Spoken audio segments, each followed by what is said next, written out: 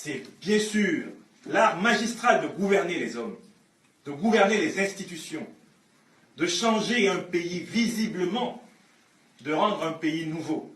Art qui est incarné par le président de la République, Alassane Ouattara, technocrate internationalement reconnu, longtemps avant même que son pays ne le célèbre, conseiller de nombreux États du monde, y compris des plus grandes puissances, qui aujourd'hui viennent chercher les secrets de la croissance en Côte d'Ivoire. Car il est bien passé de moins 4,5% de croissance à bientôt 10% de croissance en un an. On a beau dire l'espace charnel, matériel de la Côte d'Ivoire parle pour l'art architectural du président Ouattara. Les murs parlent, les ponts parlent, les routes parlent, les hôpitaux commencent à parler. L'université est en train de se redresser. Il n'aura fallu que 9 ans pour que la Côte d'Ivoire vive un nouveau miracle. 9 ans de croissance soutenue à un rythme de 8%.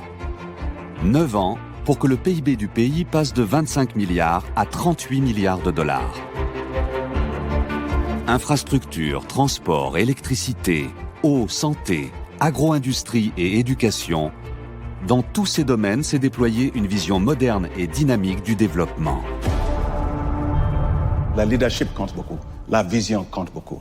Et je pense que son Excellence, M. Alassane Ouattara, a donné une vision très claire. Le monde voit que la Côte d'Ivoire figure parmi les 10 pays les plus performants au monde. Depuis 9 ans, sont revenus les entrepreneurs, décideurs, investisseurs nationaux comme internationaux. Si vous voulez faire l'investissement, il faut venir dans un pays dans lequel le pays est bien géré au niveau macroéconomique, stabilité. Il faut venir dans un pays dans lequel les lois d'investissement pour permettre de faire l'investissement. On a vu beaucoup de progrès. La Côte d'Ivoire est là et on compte toujours sur la stabilité de ce pays.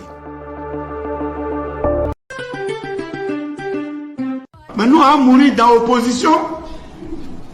On va mourir dans l'opposition parce qu'ils travaillent bien. Le contribuable, lorsqu'il paie l'impôt, en retour, il doit s'attendre à avoir des transports compétitifs, la sécurité, la justice, la santé, des infrastructures. Depuis quelques mois, on a vu la réparation des infrastructures rapidement et on a le sentiment aujourd'hui de payer les impôts pour quelque chose. Le jeune et brillant gouverneur Alassane, traité avec compétence et sérieux le problème auquel nous nous trouvons malheureusement confrontés, le problème de notre développement économique et social. Il a traité avec une hauteur de vue, malgré les difficultés énormes, un excellent travail. Je lui fais confiance, vous lui ferez confiance.